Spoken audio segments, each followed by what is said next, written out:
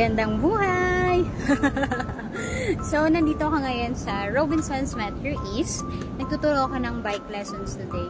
Alam nyo, sobrang rewarding talaga kapag yung mga estudyante mo from zero skills, tapos natuto silang magbike in just few minutes.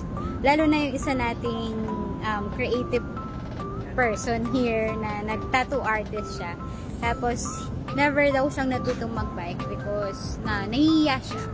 Kasi feeling niya matanda na siya and isa pa, lalaki siya na magbike. So, dito sa Robinsons Metro East kasi open parking siya, roof deck siya, at hindi ka masyadong mahihiya na magbike, matutong magbike kasi this place is, ayan, wala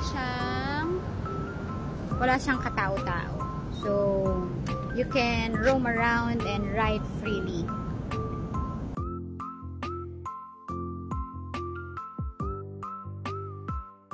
Tawagin po natin yung isa nating estudyante. Kumusta yung experience niya?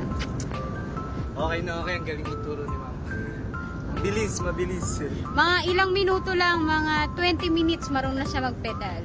From zero skills to ngayon with skills na. Kanina hindi pa. Yes. Thank you po, thank you.